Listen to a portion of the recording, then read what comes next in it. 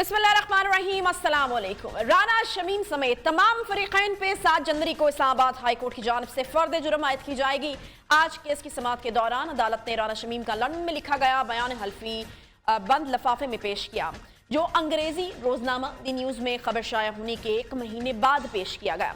Chief justice Islamabad high court Athar Minallah ने राना शमीम के वकील से मुकालमा किया कि कोर्ट चाहती है कि ये आपके सामने ओपन हो और आप इसे देख लें कि इसमें क्या है। यह हमें कुरियर के जरिए मिला है, इसमें कहीं किसी और का लेटर ना हो। जिस पर अब्दुल लतीफ आफरीदी ने कहा कि ये लिफाफा मैं नहीं खोलूंगा, अदालत ने मंगवाया है, अदालत ही इसे ओपन करे। Chief justice Islamabad high court Athar Minallah ने राना शमीम से दरियाफ्त किया कि क्या यह दस्तावेज साबिक जज का हल्फनामा है और क्या उन्होंने खुद इस पर मोहर लगाई है, जिस पर राना शमीम ने असबात में जवाब दिया। इस्लामाबाद हाई कोर्ट ने इससे कबल साबिक चीफ जज राना शमीम को गुज़श्ता 3 समातों में अपना असली हल्फनामा पेश करने की हिदायत करते हुए खबरदार किया था कि हल्फनामा लिखवाने वाले राना शमीम, पब्लिशर और जंग ग्रुप के editor in chief Mir Shakeel उर रहमान, रेजिडेंट एडिटर आमिर गौरी और सीनियर सहाफ़ी अंसार अब्बासी के खिलाफ फर्द जुर्म आयद की जाएगी। आज समाअत के दौरान इस्लामाबाद हाई कोर्ट के चीफ जस्टिस ने रिमार्क्स दिए कि अदालत में जमा करवाए गए राना शमीम के तहरीरी जवाब में सारा इल्ज़ाम सहाफ़ी अंसार अब्बासी पर डाल दिया है और कहा कि साबिक चीफ जज ने हल्फनामा किसी के साथ शेयर नहीं किया था। जस्टिस अतर मिनुल्लाह ने राना शमीम के वकील अब्दुल लतीफ आफरीदी से इस्तफसार किया कि अदालत को सूरत हाल को देखते हुए इल्जामात तय करने की तरफ क्यों नहीं जाना चाहिए, जिस पर लतीफ आफरीदी ने जवाब दिया कि वो इल्जामात के तयन पर बहस करने के लिए तैयार नहीं थे। अदालती मुआवन पाकिस्तान बार काउंसिल के वाइस चेयरमैन अमजद अली शाह ने कहा कि हल्फनामे में नामजद अफराद अपने जवाबात जमा करवाएं ताकि केस की कार्रवाई आगे बढ़ सके। चीफ जस्टिस अतर मिनुल्लाह ने रिमार्क्स दिए कि क्या पाकिस्तान बार काउंसिल पहली नज़र में कह रही है कि हल्फनामे में जो लिखा गया है वो दुरुस्त है, जबकि मज़कूरा जज इस वक्त छुट्टी पर थे। इस्लामाबाद हाई कोर्ट के बेंच के 2 जजेस पर शकूक पैदा करने की भी कोशिश की गई। पाकिस्तान बार काउंसिल को इस मामले पर इंतहाई वाज़ेह मौक़िफ़ इख्तियार करना होगा। जस्टिस अतर मिनुल्लाह ने एक मौके पर कहा कि इस मामले का साबिक चीफ जस्टिस ऑफ पाकिस्तान या साकिब निसार से कोई ताल्लुक नहीं है। चीफ जस्टिस अतर मिनुल्लाह ने यह भी कहा कि इस्लामाबाद हाई कोर्ट के जजेस को मशकूक बनाने की कोशिश की वजह से यह कार्रवाई शुरू हुई थी। जस्टिस अतर मिनुल्लाह ने कहा कि यह ख्याल पैदा किया जा रहा है जिसे हर कोई सच मानने लगा है। अटॉर्नी जनरल ने कहा कि तौहीन अदालत केस में मुतलका दस्तावेज बहुत अहम है, जबकि अब्दुल लतीफ आफरीदी ने कहा कि राना शमीम ने हल्फनामे को निजी दस्तावेज करार दिया है और ये इनकी अहलिया की दरख्वास्त पर लिखा गया था। जस्टिस अतर मिनुल्लाह ने इस मौके पर रिमार्क्स दिए कि अब तक राना शमीम को भी जो है वो मालूम हो गया होगा कि ये जो मामला है ये कितना हसास किस्म का मामला है। और जो लतीफ़ आफरीदी ने जवाब दिया कि फिरदौस आशिक अवान के खिलाफ सुप्रीम कोर्ट में और इमरान खान के खिलाफ तौहीन अदालत के मुकदमा चलाए गए, इन केसेस में क्या हुआ, क्या ऐसे केसेस जो होते हैं उनका फिर क्या जो है वो एक ख़त्मी शक्ल अगर उसको हम कहेंगे कि वो क्या निकलती है। बहरहाल मैं आपको ये बताऊं कि बहुत से सवालात इस हवाले से उठ रहे हैं जी। राना शमीम अदालत को सबूत फराहम करने की बजाय मुर्तकिब करार दे रहे हैं अंसार अब्बासी साहब को। अब इसी तमाम मामले के ऊपर गुफ्तगू करने के लिए हमारे साथ मौजूद हैं अब्दुल लतीफ आफरीदी साहब, जो कि वकील हैं साबिक चीफ जज राना शमीम साहब के। बताइएगा कि राना शमीम साहब अभी तक तो अदालत को सबूत फराहम करने की बजाय सीनियर सहाफ़ी अंसार अब्बास साहब को मुर्तकिब ठहरा रहे हैं। अब जबकि मौजूद अदालत 7 जनवरी को राना शमीम पर फर्द जुर्म आयद करने जा रही है, तो क्या राना शमीम साहब जो हैं वो बयान हल्फी में लिखी गई बात का सबूत पेश करेंगे? नहीं, मसला ऐसा नहीं है। सिर्फ राना शमीम पर फर्द जुर्म आयद नहीं की जा रही है, तमाम पर। उसके साथ अफसार साहब हैं, दूसरे शकील रहमान साहब हैं, गौरी साहब हैं, तमाम पर फर्द जुर्म जो है वो आयद कर रहे हैं। तो उसमें फिर हर एक का अपना डिफेंस है ना, वो हर एक अपना अपना डिफेंस लाइन लेंगे कि हमने ये क्या, हमारी ये डिफेंस है, वो डिफेंस है, वो डिफेंस है। तो वो जहाँ सच और झूठ वाली बात जो है वो बाद में आएगी। ठीक है, मैं वही पूछना चाह रही हूँ आफरीदी साहब कि अपने डिफेंस में राना शमीम साहब क्या ये लाइन लेने जा रहे हैं कि वो जो है वो सबूत पेश कर सकते हैं जो बात बयान हल्फी में उन्होंने लिखी है उसके? भाई बात वो बिल्कुल वो कहते हैं मैं कर सकता हूँ जहाँ तक, क्योंकि वो अभी तक आज जब उनका बयान हल्फी جو لندن سے DHL کے ذریعے آیا تھا اور سیلڈ تھا، اور اس میں ہائی کورٹ نے اپنا بھی سیلڈ کیا ہوا تھا، جب کھول دیا گیا تو رانا شمیم نے کہا کہ بالکل یہ اس کا دستخط ہے اور یہ وہی ہے۔ تو وہ تو ابھی تک سچ جو ہے سچ جو ہے ایک ڈیفینس ہے کنٹمپٹ آف کورٹ میں۔ اگر آپ کی نے بات سچی کہی ہو تو وہ ایک ڈیفینس کے طور پہ آپ کہہ سکتے ہیں۔ ٹھیک ہے۔ اچھا، انصار عباسی کے پاس بیان حلفی آیا اور انہوں نے آپ کے کلائنٹ سے بھی پوچھا اور رانا شمیم نے اس بات کا اعتراف کیا کہ ہاں جی یہی بیان حلفی ہے، جبکہ جو جواب جمع کرایا گیا اس میں کہا گیا کہ انصار عباسی صاحب جو ہیں وہ مرتکب ہیں۔ نہیں، وہ اس طرح کی بات ہے کہ انصار عباسی نے ان سے پوچھا کہ یہ آپ کا ایفیڈیوٹ ہے، اس کے یہ کنٹینٹس ہے۔ کنٹینٹس جب اس نے سنے تو کہتے ہیں کہ میں نے کہا کہ ہاں میرا یہ کنٹینٹس جو ہیں بالکل میرے بیان حلفی کے ہیں، البتہ وہ کہتے ہیں کہ یہ تو میں نے نہ مشتہر کیا نہ کسی کو دے دیا، تو آپ کے ہاتھ کیسے لگا؟ اس نے کہا کہ بھئی وہ میں سورس نہیں بتا سکتا۔ تو بس ٹھیک ہے، اب وہ دیکھیں گے جب فرد جرم عائد ہوگا اس کے بعد یہ سلسلے شروع ہوں گے۔ صحیح۔ آفریدی صاحب، اگر سابق چیف جج رانا شمیم صاحب کو یہ معلوم ہوا کہ ان کی کچھ پرسنل انفارمیشن پاکستان میں ایک صحافی کے پاس ہے، پھر بعد میں اس کی تائید بھی انہوں نے کی، اور پھر صحافی کے خلاف کارروائی کیوں نہ کی گئی، یہ بھی سوال اٹھ رہا ہے۔ نہیں، میں آپ کا سوال نہیں سمجھا کہ صحافی کے خلاف کیا کارروائی نہیں ہوئی، کیوں کارروائی نہیں ہوئی؟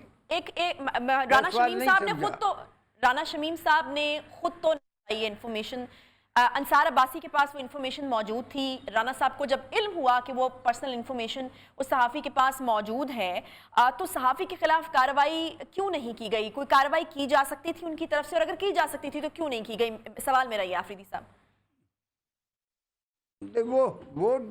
وہ ڈیپینڈ کرتا ہے کہ آگے کیا ہوتا ہے۔ اگر شمیم رانا سے ابھی بھی وہ حق، نہ اس کا حق ختم ہوا اور نہ اس کا ٹائم ختم ہوا کہ وہ اگر چاہے کسی کے خلاف تو کارروائی کر سکتے ہیں۔ اچھا آفریدی صاحب، یہ رانا شمیم صاحب جو ہیں یہ معافی کا آپشن لے سکتے ہیں یا معافی معزز عدالت سے مانگی جا سکتی ہیں؟ وہ تو آج بھی اٹارنی جنرل نے فرمایا کہ اگر یہ معافی مانگ لے اور عدالت سے اس کو چھوڑ دے، چھوٹ دے دے تو ٹھیک ہے، ورنہ یہ ہوگا وہ ہوگا۔ تو بالکل معافی کا جو ہے معافی کا عنصر ہے، لیکن معافی کے لیے بھی عدالت کا اختیار حاصل ہے کہ معافی کو منظور کرتا ہے کہ نہیں، معافی ایکسیپٹ کرتا ہے کہ نہیں ایکسیپٹ کرتا، وہ عدالت کا اختیار ہے، وہ اٹارنی جنرل یا میرا یا کسی کا نہیں ہے، ڈیپینڈز۔ ٹھیک ہے، اختیار تو انہی کا ہے، بے شک اختیار انہی کا ہے، لیکن میں جاننا یہ چاہ رہی ہوں کہ اب پھر کیا اس آپشن پہ جایا جائے گا، چونکہ آپ وکیل ہیں ان کے، تو کیا معافی مانگنے جا رہے ہیں رانا شمیم صاحب؟ اب تمام معاملہ پھر وائنڈ اپ ہو جائے گا؟ نہیں، ابھی تو رانا شمیم صاحب کہتے ہیں کہ میں یہ جو میرا ایفیڈیوٹ ہے وہ میرا ہے، میں اس کو ڈسول نہیں کرتا۔ جب وہ ڈسول نہیں کرتا تو وہ اس کو اون کرتا ہے، تو اس میں معافی مانگنے کی ضرورت نہیں ہے پھر۔ ٹھیک ہے جی، بہت شکریہ عبداللطیف آفریدی صاحب ہمارے ساتھ موجود تھے، وکیل سابق چیف جج رانا شمیم۔ ایک چھوٹا سا بریک لیں گے، بریک کے بعد واپس آتے ہیں ساتھ۔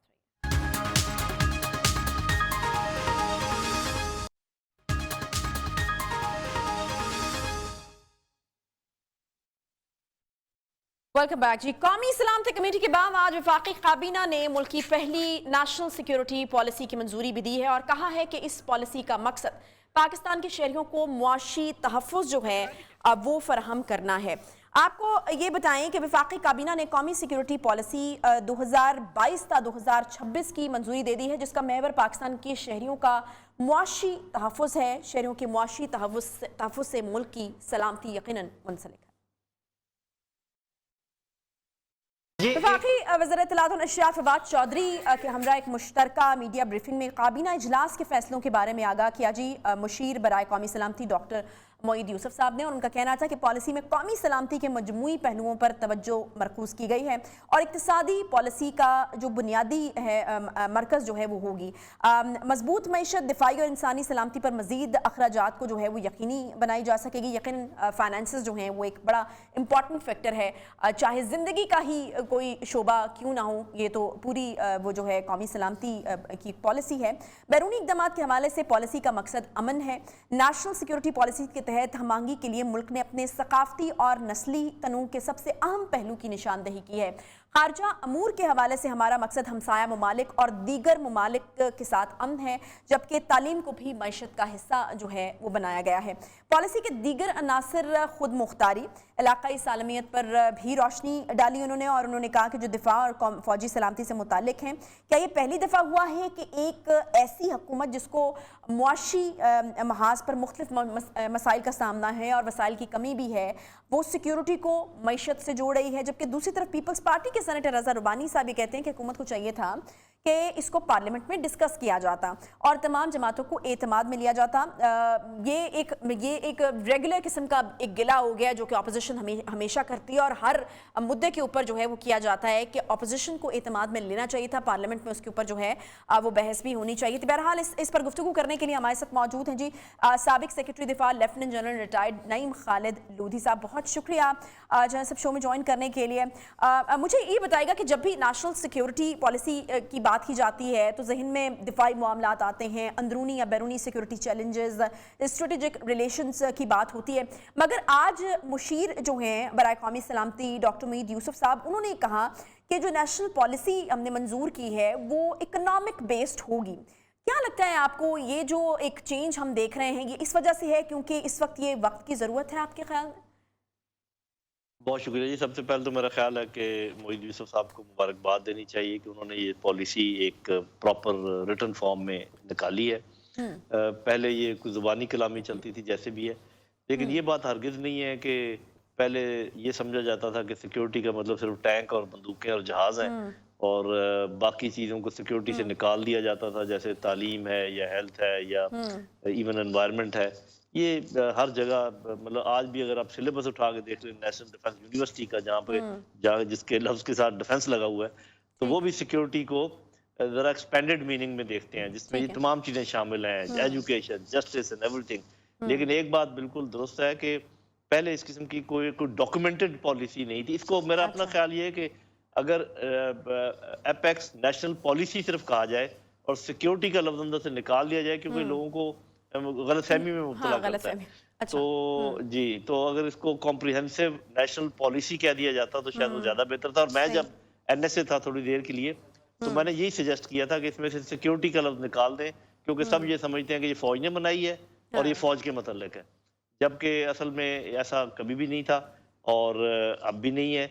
लेकिन एक बात जो मैं कहना चाहूँगा वो ये है कि पॉलिसीज तो बहुत बनती हैं, फिलॉसफियाँ भी बहुत बनती हैं, लेकिन अगर आप एक सुर्ख बत्ती को क्रॉस करने पे लोगों को ना रोक सकें तो आपकी कैसी पॉलिसी और आपका कैसा लॉ और आपकी कैसी इम्प्लीमेंटेशन। अच्छा, मुझे ये बताइएगा नईम खालिद लोधी साहब कि ये मजबूत मईशत, दिफाई और इंसानी सलामती पर मज़ीद अखराजात को जो है अब यकीनी बनाती है, इसमें बिल्कुल कोई शक नहीं है।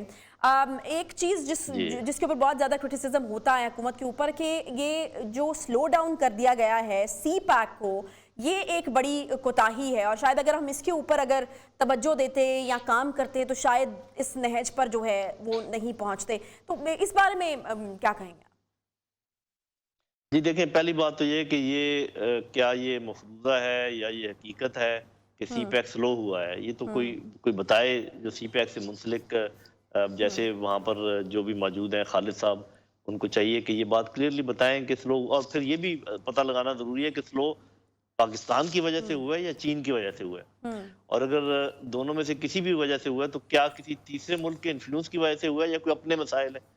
तो जो नॉर्मल ये समझा जा रहा है कि जो कि मेरे कानों में भी ये बात पड़ती है कि शायद अमेरिका की खुशनुदी हासिल करने के लिए या अमेरिका के करीब रहने के लिए या अमेरिका को नाराज ना करने के लिए सी पैक को स्लो करने की बातें होती हैं। लेकिन मेरा ख्याल है कि सी पैक इतना वाइटल हमारा इंटरेस्ट है, इतना जिंदगी और मौत के करीब का सवाल है کہ میرا نہیں خیال کہ کسی کے کہنے پر اس کو سلو کیا گیا ہوگا. اگر سلو اور وجوہات کی بنا پر ہوا ہے, کچھ نیچرل وجوہات کی بنا پر, مثال کے طور پر اگر ہمارے پاس اتنے انجینئر ہی نہیں ہے, اگر ہمارے پاس اتنے ورکر ہی نہیں ہے, اسکلڈ ورکر جن کو کہتے ہیں, جو کہ یہ کام کر سکیں, تو سلو ہو سکتا ہے. یا پھر یہ کہ جو آپ کے کانٹریکٹس ہوتے ہیں چائنیز کمپنی کے ساتھ, اس میں کوئی سکم رہ گیا ہے, اس میں پرابلم ہو سکتا ہے. یا جو پیسے دیے گئے ہیں کی خاص, تو بہت ساری اس کی چیز جن کا مجھے علم نہیں ہے, تو مجھے نہیں پتا کس کا سے. لیکن یہ میں بتا دوں کہ یہ جو اکنامک پالیسی ہے یا اکنامک ریکوائرمنٹ ہے کسی بھی کنٹری کی, یہ تو ہمیشہ سے ٹاپ پرائرٹی رہی ہے. یہ کہنا کہ یہ اب پرائرٹی بن گئی اور پہلے نہیں تھی, یہ بات ذرا حیرت زدہ ہوں میں سن کے, کیونکہ وی آل انڈرسٹینڈ کہ منی میکس دی میئر گو, کہ اکانومی آپ کے جیب میں پیسے ہوتے ہیں نعیم خالد کچھ آگے آپ چل سکتے ہیں. چلیں اس طرح سے اس کو فریز کر لیتے ہیں. یہ بتا دیجئے کہ کیا پہلے کسی اور گورنمنٹ نے اس طرح سے پالیسی ترتیب دی تھی؟ یہ تو آپ نے بتا دیا کہ پہلی دفعہ ریٹن فارم میں ہے, جس کی وجہ سے ڈاکٹر معید جو ہیں وہ مبارکباد کے مستحق بھی ہیں. تو کیا کسی اور گورنمنٹ نے بھی اس طرح کی چیز جو ہے وہ تشکیل دی ہے اس سے پہلے؟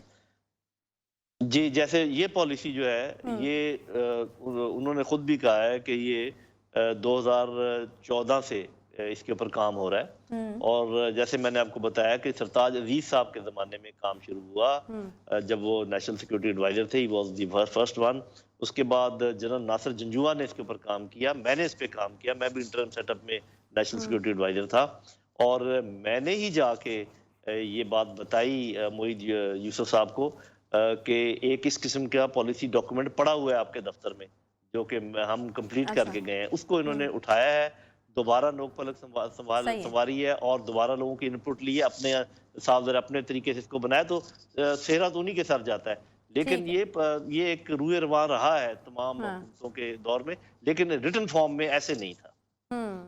اچھا, معاشی پالیسی میں ہمسایوں میں امن کی بات بھی ہوئی ہے. اب یہاں پر جو کرٹیسزم آتا ہے نعیم خالد لودھی صاحب, وہ یہ ہے کہ بھارت کے ساتھ تعلقات, جہاں پر بھارت جو ہے وہ تعلقات ٹھیک کرنے کو تیار نہیں ہے, بات چیت آگے نہیں بڑھتی. پھر افغانستان اگر ہم دیکھیں تو وہ معاشی طور پر مکمل تباہی کے دہانے پر ہے. ایران جو ہے وہ دنیا میں معاشی پابندیوں کا سامنا کر رہا ہے. اور چین کے حوالے سے اگین وہی والی بات ہے کہ چین کے ساتھ ہمارا جو ایک ریلیشن شپ سی پیک کی صورت میں شروع ہوا تھا, وہاں پر بھی چیزیں جو ہیں وہ کافی سلو ڈاؤن ہیں. یہ ایک جو ہے ایک تاثر بنا ہوا ہے اس وقت. تو پھر ہمسایوں سے کس قسم کے نئے تعلقات یا کس قسم کے فریم ورک کی جو ہے وہ بات ہو رہی ہے؟ دیکھیں جی, ہم نے یہ دیکھنا ہے کہ ہمارے جو انٹرسٹ ہیں اور جو ہمسایوں کے انٹرسٹ ہیں, کہاں کہاں وہ ایک جیسے ہیں یا لگ بھگ ایک جیسے ہیں, کہاں وہ ایک دوسرے کو کراس کرتے ہیں. فار ایگزامپل, اگر ہم بھارت کے ساتھ اپنے تعلقات اچھے بنانا چاہیں تو آپ کشمیر کی بات کرنا چھوڑ دیں. اگر آپ امریکہ کے ساتھ اچھے تعلقات بہت اچھے چاہتے ہیں تو آپ جو اپنے نیوکلیئر ایسٹس ہیں ان کو کیپ کر دیں, ان کے مزید ڈیولپمنٹ چھوڑ دیں. اسی طریقے سے اور باتیں بھی ہیں جیسے ایران کے ساتھ. تو میرا خیال ہے بہت ساری چیزیں تو ایسی جو ہم کر سکتے ہیں. میرے خیال میں ہم ایران کے ساتھ تعلقات بہت اچھے کر سکتے ہیں اگر کوشش کریں, اگر کسی اور کے انفلوئنس میں نہ آئے. اگر آپ نے یہ دیکھنا ہے کہ سعودی عرب کیا کہے گا, یہ دیکھنا ہے کہ امریکہ کیا کہے گا, تو پھر تو آپ بس ہمیشہ ایسے ہی رہیں گے جیسے ہیں. لیکن وہ بھی تو کسی نہ کسی حد تک دیکھنا پڑے گا نا. جی, وہ میں بات کر رہا ہوں کہ وہ تو پھر آپ نے دیکھنا ہے نا کہ آپ نے اس چیز کو بیلنس آؤٹ کرنا ہے نا. آپ کو اپنا انٹرسٹ عزیز ہونا چاہیے. اگر آپ نے لوگوں کی طرف دیکھ کر اپنا منہ سکھا لینا ہے تو پھر تو کوئی فائدہ نہیں ہے. اسی طریقے سے اگر آپ عوام کے ساتھ اپنے آپ کو منسلک رکھیں بجائے ان کی حکومتوں کے, حکومتیں آتی رہتی ہیں جاتی رہتی ہیں, تو وہاں بھی ہمارے معاملات میرا خیال بہتر ہو سکتے ہیں. اور چین اور امریکہ کے درمیان بیلنسنگ کا ہمیں دیکھنا ہے کہ کیا ہم بیلنس کر پائیں گے. ایک بیلنسنگ کا طریقہ یہ ہو سکتا ہے کہ دونوں ناراض ہو جائیں, اور یا اگر دونوں کے ناراض ہونے کا امکان ہے تو ایسی بیلنسنگ بھاڑ میں جائے. پھر ہمیں چاہیے کہ ہم اپنے انٹرسٹ کو دیکھیں اور کسی ایک طرف جو ہے نا اس کو آگے چلائیں. تو یہ کام بڑے مشکل ہوتے ہیں. میں چونکہ صاحب ذرا کہ ڈپلومیٹ نہیں ہوں, اس لیے ذرا بلیک اینڈ وائٹ میں باتیں کر رہا ہوں, باتیں تو گرے میں ہوتی ہیں, آپ بھی جانتی ہیں. تو یہ تو ہمارے ڈپلومیسی کا کام ہے. لیکن اس پالیسی کا یہ فائدہ ہوگا کہ بجائے اس کے کہ foreign policy, economic policy, defence policy, اپنی اپنی لائن, یہ ساری پالیسیز بنتی ہیں پاکستان میں, بڑے عرصے سے بن رہی ہیں, لیکن بجائے اس کے کہ اپنی اپنی لائن پر چلیں, ان سب کو مربوط طریقے سے ایک ڈائریکشن میں چلانے کے لیے یہ پالیسی فریم ورک تشکیل دیا گیا ہے, جو کہ بہت اہم تھا, ہونا چاہیے تھا, لیکن اب ہو گیا, شکر ہے. ٹھیک ہے. اچھا نعیم خالد صاحب مجھے یہ بتائے گا کہ ایک بار پھر اسی کے اوپر بات کر لیتے ہیں کہ اکنامک بیسڈ پالیسی اگر ہم اس کو اسی طرح سے لیتے ہیں کہ اکانومی کے اوپر بیس کی گئی یہ پالیسی تو پھر تو یہ بھی ہو سکتا ہے کہ نئے وینچرز ہمیں دیکھنے کو ملیں, نئے کولیبوریشن سامنے آئیں, پھر ہم اکانومی کو مد نظر رکھتے ہوئے کیا کسی نئے بلاک میں بھی انٹر کر سکتے ہیں یا انڈیپینڈنٹلی جو ہے وہ ہم اس پالیسی کو آگے بڑھائیں گے یا ایک پالیسی بنائی جائے؟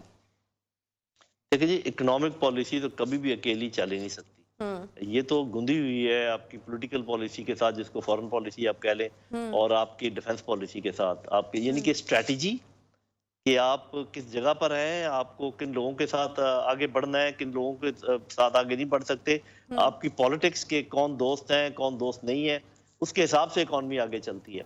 اسی لیے اس پالیسی کی ضرورت تھی کہ یہ ایک ہی لائن میں چلیں.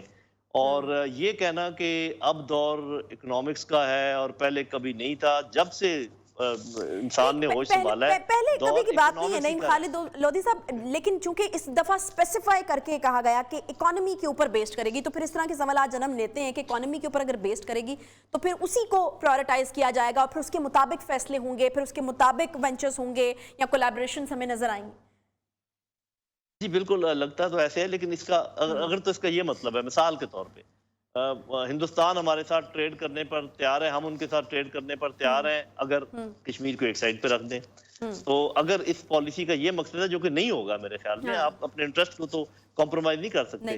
اسی طریقے سے اگر آپ کو لگتا ہے کہ بھی آپ امریکہ سے بھی پیسے پکڑتے رہیں اور اپنے اوپر قرضے چڑھاتے رہیں اور چین سے بھی پکڑتے رہیں, تو وہ دونوں پاگل تو نہیں ہے, وہ بھی دیکھیں گے کہ جی آپ کس کی طرف ہیں, کیا کر رہے ہیں. تو یہ جیو اسٹریٹجی جیو پالیٹکس کے بغیر جیو اکنامکس چل نہیں سکتی. یہ تو ایک عام جو انٹرنیشنل ریلیشنز کا اسٹوڈنٹ ہے وہ یہ بات سمجھتا ہے. تو اس پر بلا وجہ زور دینا کہ جی یہ جیو اکنامکس ہے اور یہ ہم اپنے لوگوں کا خیال رکھنا ہی تو حکومت کا کام ہے. حکومتیں کس لیے آتی ہیں؟ حکومتیں آتی ہیں لوگوں کی تعلیم کا انتظام کریں, ان کو انصاف فراہم کریں, ان کو برابر کے مواقع دیں, اکنامک مواقع. اور ان کا کیا مقصد اور پروٹیکشن کیا ہوتی ہے؟ آپ ان کے جان و مال کا تحفظ کریں, ان کی عزت کا تحفظ کریں. بلکہ آج کل جو یہ آپ کے مینجمنٹ ہوتی ہے, پرسیپشن مینجمنٹ, اس کا بھی تحفظ کریں تاکہ لوگوں کے ذہنوں تک غلط باتیں نہ آئیں. تو یہ سب چیزیں آتی ہیں سیکیورٹی کے اس میں اور نیشنل پالیسی میں آنی چاہیے. تو میرا خیال ہے کہ اس کو اسپیشلی یہ کہنا کہ جی یہ پالیسی بہت زیادہ کوئی اکنامکس کے اوپر زور دیتی ہے, تو مجھے تو اس کی سمجھ نہیں ہے. میں تو سمجھتا ہوں کہ سب چیزیں برابر چلتی ہیں. نہیں, ہم آپ سے سمجھنا ہی چاہتے ہیں نعیم خالد لودھی صاحب, کیونکہ انہوں نے کہا نا کہ بیسڈ ہے, اکنامک بیسڈ ہے, تو یہ تھوڑا ایک کنفیوژن تھا اور بہتر ہے کہ جو ہے وہ کنفیوژن دور ہو گئی. مجھے یہ بتائیے گا کہ رضا ربانی صاحب نے بڑا گلا کیا, انہوں نے کہا کہ پارلیمنٹ میں اس کو ڈسکس ہونا چاہیے تھا, اور جو الیکٹورلز ہیں اس طرح کی چیزیں, اور یہ اپوزیشن ہمیشہ اس طرح کے گلے کرتی ہے. کیا آپ کو بھی لگتا ہے کہ یہ ایک بڑی امپورٹنٹ قسم کی چیز تھی, اس پہ بٹھانا چاہیے تھا اپوزیشن کو بھی ساتھ, ملک کی بات تھی, نیشنل ایک پالیسی بن رہی ہے, تو اپوزیشن کو کیوں نہیں ساتھ بٹھایا گیا, ان سے کیوں نہیں مشاورت کی گئی؟ دیکھیں جی, پہلی بات تو یہ ہے کہ یہ چونکہ 2014 سے بن رہی ہے, تو یہ پیپل پارٹی کا بھی اس میں انپٹ ہے, نون کا بھی انپٹ ہے, اور فورسز کا بھی انپٹ ہے, تو کسی کو کوئی اعتراض ہونا نہیں چاہیے. البتہ یہ بھی ایک بات ضروری ہے کہ اس کے بہت سارے ایسے پہلو ہیں جن کو ڈسکس نہیں کیا جا سکتا اوپنلی. اور ہمارے جو ان کیمرہ بریفنگز ہیں ان کا حشر آپ نے دیکھ لیا ہے کہ مثال کے طور پہ اگر ہماری پالیسی یہ ہو, میں مثال دے رہا ہوں, ہماری پالیسی یہ ہو کہ جی ہم 100 اور ٹینک خریدیں گے چین کے ساتھ, چین سے لیں گے مسئلہ, فلانے سے نہیں لیں گے, اور یہ بات آپ کر دیں اپنی پارلیمنٹ کے سامنے, تو وہ تو وہیں سے ٹویٹ کر دیں گے امریکہ کو کہ جی امریکہ بھائی جان یہ تو یہ فیصلہ کر رہے ہیں. تو یہ اس میں بہت ساری چیزیں ایسی ہیں جن کو آپ بالکل اس طریقے سے نہیں کر سکتے. باقی رضا ربانی صاحب کی یہ بات ٹھیک ہے, جو باقی چیزوں کے خد و خال ہیں ان کے ساتھ شیئر کیے جا سکتے تھے, اب شیئر ہو جائیں گے. اب بھی جو یہ ڈاکیومنٹ سامنے آئے گا پبلک میں, یہ پورا ڈاکیومنٹ نہیں آئے گا, اس کے وہ حصے آئیں گے جن کو پبلک کیا جا سکتا ہے, اس کے اوپر ڈیبیٹ ہو سکتی ہے اور اس میں چینجز بھی ہو سکتی ہیں. بہرحال میرا نہیں خیال کسی کو اعتراض ہوگا, کیونکہ یہ تو ایک موٹا فریم ورک ہے کہ ہمیں ان چیزوں پر زور دینا ہے, ہمیں اپنی پاپولیشن کو کنٹرول کرنا ہے, اتنے سالوں میں ہمارے پاپولیشن گروتھ اتنی کم ہو جانی چاہیے, ہمیں اتنے سالوں میں اتنی انڈسٹری اور لگا لینی چاہیے, اس قسم کی اس میں چیزیں ہوں گی, اور واٹر کنزرویشن کی باتیں ہوں گی, انوائرمنٹ کی باتیں ہوں گی. تو اس پر کسی کو اعتراض نہیں ہوگا, کیونکہ یہ کوئی specific, this not a strategy, this is a policy frame work, آپ یوں سمجھے, even not a policy, because policies تو نیچے ہیں, ڈیفنس پالیسی, اکنامک پالیسی, وہ سب اس سے فلو کریں گی, یہ ایک ڈائریکشن دیتی ہے, یہ امپورٹنٹ ہے. لیکن میرا نہیں خیال کہ اس پہ کوئی جھگڑا کرنے کی ضرورت ہے. ठीक है जी, बहुत शुक्रिया। साबिक सेक्रेटरी दिफा जनरल रिटायर्ड नईम खालिद लोधी साहब हमारे साथ मौजूद थे। अब बहुत शुक्रिया जी हमारे साथ मौजूद रहने के लिए। एक छोटा सा हम ब्रेक लेंगे, ब्रेक के बाद वापस आते हैं। ओमिक्रॉन अपने जो है वो रंग दिखाना शुरू हो चुका है। पाकिस्तान में तकरीबन 75 केसेस सामने आ चुके हैं। इस पर बात होगी एक ब्रेक के बाद साथ में।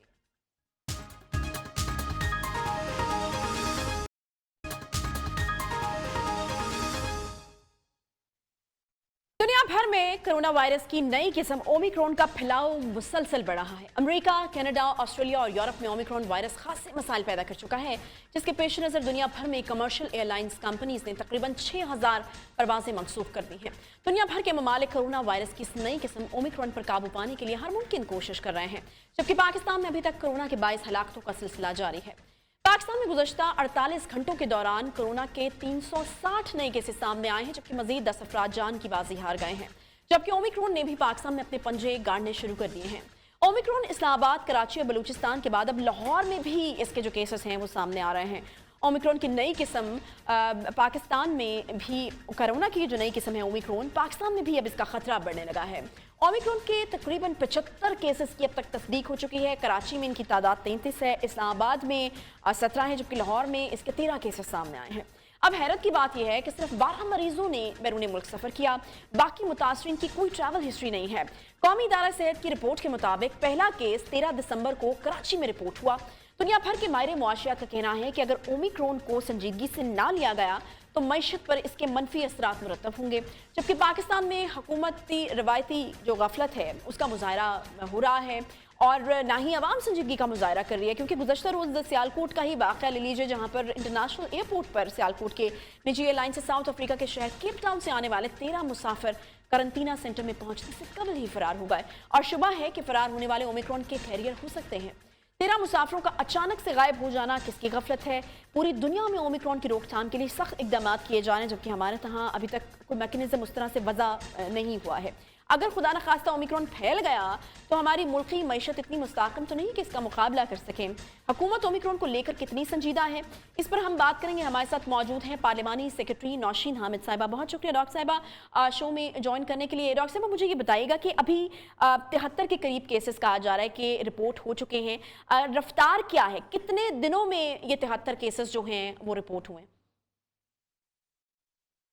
ये जो इस वक्त हमारे सामने जो आज 75 केसेस इसकी NIH ने तस्दीक की है, ये सिर्फ वो केसेस हैं क्योंकि बड़े शहरों में आपने देखा है कि कराची, इस्लामाबाद और लाहौर के अंदर किए गए हैं, क्योंकि जो हमारी इस वेरिएंट को डायग्नोज करने के लिए जो टेस्ट होता है जिसे हम जीनोम सीक्वेंसिंग कहते हैं, ये एक बड़ा सोफिस्टिकेटेड टेस्ट होता है and it takes some days to get the result. इसलिए ये अभी इन बड़े शहरों में ही ये फैसिलिटी मौजूद है और इस पे हम ये नहीं कह सकते कि ये बाकी शहरों में या इधर बाकी इलाकों में ये नहीं फैला। डेफिनेटली ये कोविड की जो फैलाव है वो दूसरे शहरों में भी जरूर मौजूद होगा, मगर ये टेस्ट चूंकि बहुत सोफिस्टिकेटेड है और ये हर पेशेंट पे हो नहीं सकता, आप सिलेक्टेड केस को आप करते हैं। मगर देखिए इस टेस्ट का फायदा तब होता है जब ओमिक्रॉन के लिए कोई डिफरेंट ट्रीटमेंट हो या कोई डिफरेंट SOPs हो या कोई इसका कोई डिफरेंट सोल्यूशन, इसके लिए वही सब कुछ SOPs भी वही है, वैक्सीनेशन भी वही है, तो इसलिए इट रियली डजंट मैटर कौन सा वेरिएंट है। ठीक है, लेकिन टेस्ट मुख्तलिफ आप ही कह रही हैं, एहतियातें वही हैं और वैक्सीनेशन वही है, लेकिन इसको मालूम करने का तरीका कि ओमिक्रॉन है वो डिफरेंट है, जो कि हर जगह अवेलेबल नहीं है। डॉक्टर साहब यकीनन इस चीज़ का भी फिर एहतमाल है कि अगर टेस्टिंग जो है वो ज़्यादा हो तो फिर इससे भी ज़्यादा केसेस जो हैं वो रिपोर्ट हो सकते हैं। जी बिल्कुल, अगर आप इनके अब जिस तरह से अब ये जो पेशेंट्स जो हमारे पास आए हैं, इनके अब कॉन्टैक्ट्स को ट्रेस किया जा रहा है कि ये पिछले दिनों में जिन जिन लोगों को मिले हैं उन लोगों के अब टेस्ट किए जा रहे हैं। ठीक है। और उससे फिर ये पता चलेगा कि ये किस तरह, क्योंकि जिस तरह आपने खुद बताया कि सिर्फ इनमें से 12 लोगों की ट्रेवल हिस्ट्री है, बाकी लोगों ने कोई ट्रेवल नहीं किया, पर obviously they have come in contact with somebody जिसके पास वेरिएंट था। डॉक्टर साहब हम क्या पूरा एक प्रॉपर प्लान कर चुके हैं? बिकॉज खबरें आती रहती हैं इंटरनेशनली भी, जी इस मुल्क ने ये कर दिया, ट्रैवल बैन्स लगा दिए, इस तरह से कर लिया, ये कर लिया, वो कर लिया। पाकिस्तान ने कोई हिकमत अमली बना लिया कि ओमिक्रॉन से निपटने के लिए स्पेसिफिकली इसको काउंटर करने के लिए हमारे पास क्या एक जो है वो रास्ता है या हिकमत अमली है? देखिए, सबसे पहले तो ये, चूँकि जब ये दुनिया में आया था और जब ये पता चला था कि अब ये पहले साउथ अफ्रीका में हुआ, उसके बाद फिर ये यूके में, यूरोपियन कंट्रीज़ में, और ये इस वक़्त तकरीबन दुनिया के 100 ममालिक में इस वक़्त ओमिक्रॉन की प्रेज़ेंस है। तो पाकिस्तान ने सबसे पहले तो, क्योंकि ये एक्सपेक्टेड था कि इसने बाहर से आना है, तो हमें ये तो पता था कि हम इसको रोक नहीं सकते, पर हम इसको डिले ज़रूर कर सकते हैं। अच्छा। तो जिसके लिए फिर हुकूमत ने बहुत सारी पाबंदियाँ लगाई थी। सी कैटेगरी के ममालिक, जो अफ्रीकन कंट्रीज़ जहाँ पे ये सबसे पहले पाया गया था, उनको सी कैटेगरी में करके उनके लिए स्पेशल रिस्ट्रिक्शंस थी। आज भी जो इन कंट्रीज़ से आ रहे हैं, उन लोगों को क्वारंटीन जो है वो मस्ट है। वहाँ से भी वो अपना नेगेटिव पीसीआर नेगेटिव का टेस्ट लेकर आएँगे, कंप्लीट वैक्सीनेशन की रिक्वायरमेंट है, और पाकिस्तान पहुँचने के ऊपर का रैपिड एंटीजन टेस्ट होता है। वो अगर नेगेटिव भी आए, तो अगर ये लोग इन कंट्रीज़ में आए हैं, तो उनके लिए क्वारंटीन मस्ट है, उनको 3 दिन का क्वारंटीन नेगेटिव टेस्ट आने पर भी करना पड़ेगा। और वो ऐसे ही हो रहा है, वो इस वक़्त क्वारंटीन में होते हैं, और उसके बाद 3 दिन के बाद दोबारा टेस्ट रिपीट होता है। वो दूसरा टेस्ट भी नेगेटिव हो, तो फिर उनको घरों के जाने की इजाज़त दी जाती है। यूके और सऊदी अरेबिया के लिए भी ये रिस्ट्रिक्शंस जो पहले कंपैरेटिवली कम थी, उनके लिए भी अब कंपल्सरी कर दिया है कि जब वो लैंड करेंगे तो उनको दोबारा से रैपिड एंटीजन टेस्ट यहाँ भी कराना होगा। तो ये स्टेप्स थे जो कि हमने की थी, जिससे बाहर से आने से इसको डिले कर सकें। और यहाँ पर ज़ाहिर है कि हुकूमत अब एक वैक्सीनेशन को कोशिश है कि जितनी ज़्यादा से स्पीड अप हो सके, क्योंकि दैट इज़ द मैं ओनली वही वे। पूछना चाह रही थी डॉक्टर साहब कि शुरू से ये कहा जा रहा है कि निपटने के लिए एक वाहिद रास्ता है कि वैक्सीनेशन की जाए। हम टारगेट अचीव कर चुके हैं, एनसीओसी का जो टारगेट था अब तक का, क्या वो अचीव कर लिया है हमने?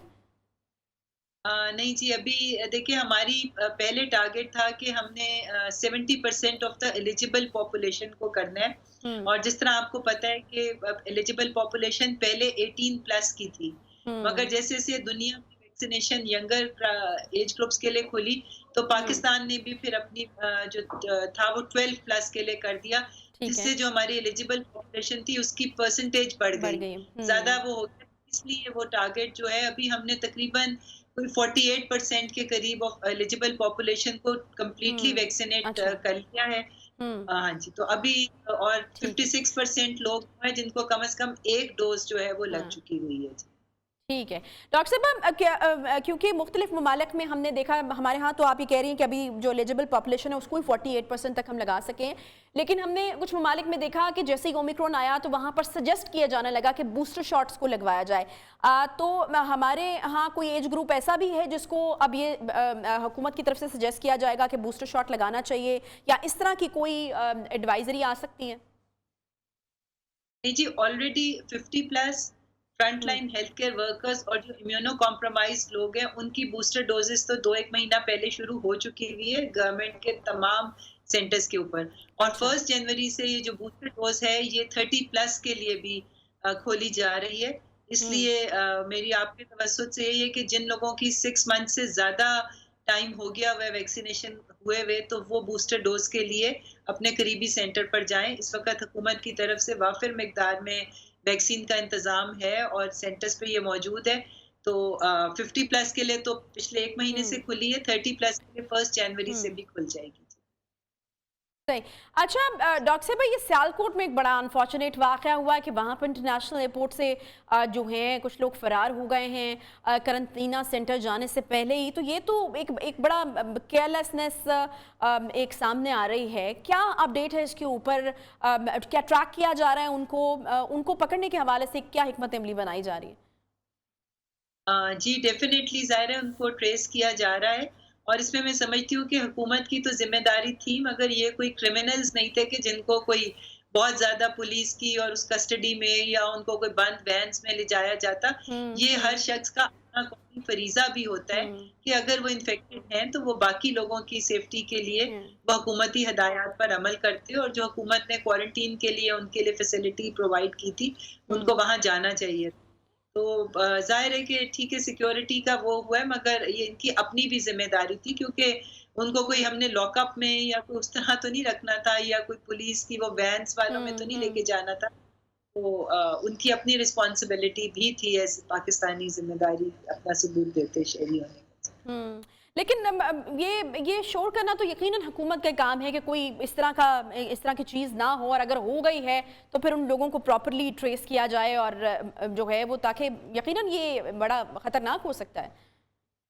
जी, बिल्कुल खतरनाक हो सकता है और होता भी है। इसी तरह से फिर ये स्प्रेड जो है, जब हुकूमत के साथ कोऑपरेट नहीं किया जाता तो ये स्प्रेड के चांसेस बढ़ते हैं। पर बहरहाल हुकूमत उनको ट्रेस कर रही है और होपफुली इंशाल्लाह ताला उनको भी क्वारंटीन में रखा जाएगा। अच्छा डॉक्टर साहब, जब पहले कुछ वेरिएंट्स आते रहे हैं तो कुछ प्रेडिक्शंस भी उसके साथ होती रही कि ये वेरिएंट जो है इसके इस हद तक फैलने के चांसेस हैं, फिर लोगों को मुतनबे किया जाता रहा कि ये जी बढ़ सकता है या इस टाइम तक इतना बढ़ जाएगा। ओमिक्रॉन के हवाले से भी कुछ अंदाजे क्या लगाए गए हैं कि ये क्योंकि कहा जा रहा है कि बहुत तेज़ी से फैलता है, तो इसके हवाले से भी कोई प्रेडिक्शंस या कोई इस तरह के अंदाजे मौजूद हैं कि ये लहर जो है, जो ओमिक्रॉन वेरिएंट की एक लहर है, वो ख़तरनाक हो सकती है या किस हद तक हो सकती है?